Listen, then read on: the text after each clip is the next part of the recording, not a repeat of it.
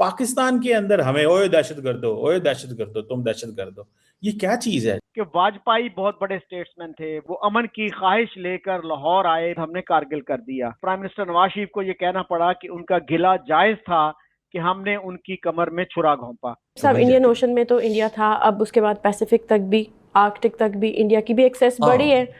जो supply chain है वो भी डिसरप्ट नहीं होगी, वो भी इंडिया को फायदा है। फायदे तो बहुत सारे और पाकिस्तान को इसके क्या नुकसानात होंगे कि जब इंडिया आपको आइडियोलॉजिकल स्टेट मानता है ना, तो उसमें वो नफरत है कि ये मुसलमान है, ये हमसे अलहदा हो गए। आज बहुत से लोग कहते हैं, इमरान खान भी उनमें शामिल हैं, कि जी ये इंडिया गांधी और नेहरू का इंडिया नहीं है। तो भाई जब गांधी और नेहरू का इंडिया था, उसको भी तो हमने कभी अप्रिशिएट नहीं किया था। कि पाकिस्तान एक ऐसा मुल्क है जहां बच्चों के लिए स्कूल नहीं है, जहां अस्पतालों में दवाएं नहीं हैं, जहां सड़कें टूटी हुई हैं, जहां उस्ताद को तनख्वाह वक्त पर नहीं मिलती, लेकिन इस मुल्क के पास दुनिया की बड़ी फौजों में से एक फौज है। कैसे ताल्लुकात को बेहतर बनाया जा सकता है? अगले दिन आपने देखा होगा, एक खातून है, पता नहीं, मुझे नहीं पता कहाँ थी, वो गई हर जगह, उसने बंदों को वो तिलक लगाना शुरू कर दी। हेलो दोस्तों, नमस्कार। राजनीति चैम्पियन में आप सभी का स्वागत है। दोस्तों भारत दुश्मनी में कंगाल आतंकी पाकिस्तान का आज एक बार फिर भारत की तरक्की देख दर्द साफ झलका है। दुनिया भर में भीख मांगने वाले मुल्क के नाम से मशहूर पाकिस्तान अब भारत से दोस्ती करना चाहता है। ईरान यूएस युद्ध को खत्म ना करा सके पाकिस्तान को अब भारत से बातचीत एक बार फिर शुरू करने का मशवरा पाकिस्तानी मीडिया ने दिया है। भारत रूस में हुई हालिया एक डील से पाकिस्तान की धड़कनें पहले ही बढ़ी हुई है। कि जब इंडिया आपको आइडियोलॉजिकल स्टेट मानता है ना, तो उसमें वो नफरत है कि ये मुसलमान है, ये हमसे अलहदा हो गए, इनसे वो कोई नहीं, हमने नहीं रहना इनके साथ। जैसे नरेंद्र मोदी साहब इज ऑन कार्ड्स, वो उन्होंने क्या, उन्होंने अलहदा मुल्क हासिल कर लिया, छोड़ो उनको, छोड़ो, दफा करो उनको, उनकी स्टेटमेंट है इसके ऊपर, उन्होंने वीडियो दी हुई है, ठीक है। उन्होंने मुसलमान वो अलहदा मुल्क बन के छोड़ो। भाई दुनिया में 191 मुल्क हैं अलहदा हुए हैं, उनको तो नहीं आप कहते कि उनको छोड़ो। बांग्लादेश को तो आप ये नहीं कहते उनको छोड़ो, अलहदा हो गए, वो छोड़ो उनको, ठीक है। डोवल साहब भी कहते हैं कि 1000 साल की हमारे ऊपर सब्जुगेशन रही है और हम वो बदले हमने लेने हैं और वो हमने ये सारा कुछ करना है। द पॉइंट ये है कि रिकग्निशन, डिप्लोमेटिक रिलेशंस एस्टैब्लिश करना और चीज होती है, लेकिन जो पॉलिटिकल रैंट है, अगले दिन आपने देखा होगा, एक खातून है, पता नहीं, मुझे नहीं पता कहाँ थी, वो गई हर जगह, उसने बंदों को वो तिलक लगाना शुरू कर दी। हाउ इंडिया ट्रीटेड बांग्लादेश, आप वो क्लासिकल केस है अंडरस्टैंड करने के लिए, हाउ दे ट्रीटेड इट। आप जरा उसको जाके देख लें। जिस दिन अगस्त 2024 को मेरा ख्याल है हसीना वाजिद जो है उनकी हुकूमत खत्म हुई, if I am not wrong, अगस्त 5 अगस्त 2024 को, मुझे याद है मैं उस वक्त मैड्रिड बार्सिलोना एयरपोर्ट पे था, इंटरनेट ऑन किया तो पता लगा हसीना ही इंडिया टूर गई। तो मुझे वो ता याद है, सारी बात उस वक्त याद है। तो आई वॉज ट्रैवलिंग, मैं जा रहा था, एक इलाका है ब्रसल के करीब, उसको बोलते हैं शगलगोआ, ठीक है। तो वहाँ मैं जा रहा था, उस एयरपोर्ट पे जा रहा था, बड़ा इंटरेस्टिंग वो मेरी फ्लाइट थी, उसमें बड़ी चीज़ें मज़ेदार हुई, तो मुझे इसलिए वो सारा याद है। द पॉइंट इज कि द क्वेश्चन जो आता है कि बांग्लादेश को डिफरेंट क्यों ट्रीट किया गया हसीना के जाने के बाद।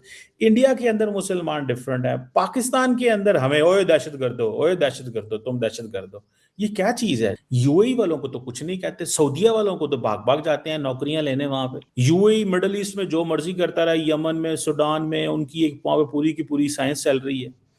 सऊदीया को तो ये कुछ नहीं बोलते, एक लफ्ज नहीं बोलते, क्योंकि वहां लेबर भेजनी है, कारोबार करने हैं, पेट्रोकेमिकल्स है, फर्टिलाइजर लेनी है, अरबों डॉलर की ट्रेड है। कैसे ताल्लुकात को बेहतर बनाया जा सकता है? क्या प्राइम मिनिस्टर मोदी जो हैं, do you take him to be an unremitting jingoist, कि वो अमन नहीं चाहते और उससे पहले के जो प्राइम मिनिस्टर थे वो अमन चाहते थे? तो अगर वो अमन चाहते थे तो फिर हमने अमन उस वक्त क्यों नहीं किया? क्यों हम जो है दूसरी तरह की पॉलिसी पे चलते रहे? और आपको पता है ना कि 2014 में उन्होंने प्राइम मिनिस्टर नवाज शरीफ को बुलाया अपनी ओथ टेकिंग सेरेमनी पे, उसके बाद भी वो 2015 में भी आए, यहाँ पे लाहौर आए। तो फिर हमने क्यों नहीं बेनिफिट लिया इन चीजों से? क्या पाकिस्तान में एक यकसुई के साथ लोगों में ये है, खासतौर पे जो हमारे डिसीजन मेकर्स हैं? सवाल ही गलत है। इंडिया मैं कंप्लीट कर लूं, मेरा पूछना ये चाह रहा हूं करते हैं ना कि जी हमने क्यों नहीं बेनिफिट लेता, ओ भाई वो क्यों नहीं बेनिफिट लेते? मतलब हम क्या है, हमें जो मर्जी जैसे मर्जी ट्रीट कर दे। मतलब ये आपका डिफीटेड नैरेटिव है हमारा, को जो भी इसको इस्तेमाल करता है। हमने बेनिफिट नहीं लिया, भाई वो भी बेनिफिट ले लें, उनको नहीं बेनिफिट चाहिए। हम क्यों ये कहें जी हमने क्यों नहीं बेनिफिट लिया पायन? मुझे तो चौर साहब इस सवाल से इतराज है। मैं कहता हूं आपको फ्रीडम है, जो मर्जी करें, लेकिन इस नैरेटिव को भी खत्म होना चाहिए। हमने कोई बेनिफिट नहीं लिया उनसे, वही उनको नहीं बेनिफिट चाहिए। ये बेनिफिट तो म्यूचुअल होता है चौर साहब, अकेले बंदे का तो बेनिफिट नहीं होता। अगर पाकिस्तान बेनिफिट ले रहा है तो वो भी बेनिफिट लेंगे, तो वो क्यों नहीं बेनिफिट लेते पाकिस्तान से? इस सवाल को ऐसे कर ले। हाँ तो फिर मैं मुझे जवाब दें, आप ही दे दें, आप हमारे सीनियर हैं, समझदार बंदे हैं, इंटेलेक्चुअल हैं, आप ही दे दें उन्होंने क्यों नहीं बेनिफिट लिया। उन्हें तो 100 आर्गूमेंट कटना है, मैंने पता है। चलो जी चीमा साहब, हम आर्ग्यूमेंट्स के एक्सचेंज ही कर रहे हैं ना, और क्या है। तो हाँ चीमा साहब, बात यह है कि आज हम कहते हैं कि वाजपेयी बहुत बड़े स्टेट्समैन थे, वो अमन चाहते थे, वो अमन की ख्वाहिश लेकर लाहौर आए, बहुत बड़ा डेलीगेशन था उनके साथ, जिसमें अदीब भी थे, शायर भी थे और आर्टिस्ट भी थे। तो इसके बावजूद हमने उसको रेसिप्रोकेट नहीं किया और उसके बाद हमने कारगिल कर दिया। और फिर नवाज शरीफ, प्राइम मिनिस्टर नवाज शरीफ को यह कहना पड़ा कि उनका गिला जायज था कि हमने उनकी कमर में छुरा घोंपा। तो बहुत से लोग अब ये मानते हैं कि यार that was a golden opportunity for us to make peace with India. और उससे पहले के भी आप देख लीजिए, आज बहुत से लोग कहते हैं, इमरान खान भी उनमें शामिल हैं, शाह महमूद कुरैशी भी, कि जी ये इंडिया गांधी और नेहरू का इंडिया नहीं है। तो भाई जब गांधी और नेहरू का इंडिया था, उसको भी तो हमने कभी अप्रिशिएट नहीं किया था। उस वक्त भी हम यही गिला करते थे कि जी मुसलमानों को वहां पे गाजर मूली की तरह काटा जा रहा है, उनको कत्ल किया जा रहा है। और मैसेकर का लफ्ज कभी हम यूज करते थे, कभी जेनोसाइड का लफ्ज यूज करते थे कि उनकी नस्ल कुशी हो रही है। भुट्टो साहब का बड़ा मशहूर स्टेटमेंट है, मैंने कई दफा कोट किया, 1968 का, जिसमें उन्होंने कहा कि जी a campaign of extermination is going on against the Muslims of India. तो भाई उस कैंपेन ऑफ एक्सटर्मिनेशन के बावजूद वो मुसलमान जो 9.5% थे 1947 में, आज वो 15% हैं। तो चीमा साहब मुझे ये बताइए कि इंडिया पाकिस्तान के रिलेशंस कैसे अच्छे हो सकते हैं, ये मुझे बताइए। And do you personally want good relations with India? Yes yes yes chat साहब, आपने ये क्या मेरी दुखती रग पे हाथ रख दिया है कि आई डोंट कैसे होंगे बताइए फिर, how to achieve this objective? वो मोदी साहब का तरला मारना पैना है कि सारे जान दियो इलेक्शन तुसी फिर भी जित जाओगे, ए जान दियो खुदा दा नाम, प्लीज जान दियो प्लीज, तरला ਤੁਹਾਡਾ ਇਹ ਉਹਨਾਂ ਦਾ ਤਰਲਾ ਮਾਰੋ ਚੌਰ ਸਾਹਿਬ, ਹੋਰ ਕੋਈ ਗੱਲ ਨਹੀਂ ਜੇ, और ਤੁਹਾਨੂੰ ਕੱਖ ਨਹੀਂ ਜੇ ਲੱਭਣਾ ਕਿਧਰੋਂ। तो सर जो 2021 वाला पीस इनिशिएटिव था जनरल बाजवा वाला, उसको अगर रिस्टोर कर दिया जाए, वो आपको एक्सेप्टेबल है?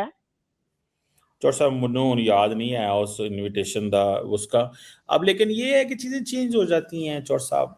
मोदी साहब ताकत में हैं, उन्होंने लगला फिर इलेक्शन पे आमदे हैं, उनके तो हर 6 महीने बाद साल बाद इलेक्शन शुरू हो जाते हैं।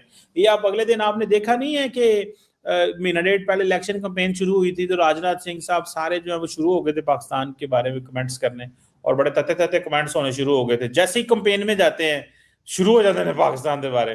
हालांकि वो तो इतना डेवलपमेंट का काम करते हैं, उनको तो अपने डेवलपमेंट को हाईलाइट करना चाहिए, लेकिन वो पाकिस्तान की गल शुरू कर देते हैं। चीमा साहब ये भी हमारे यहाँ मेरे ख्याल में एक मिथ बन गई है कि जी इंडिया में इलेक्शन होते हैं इसलिए जनाब जंगी माहौल होता है।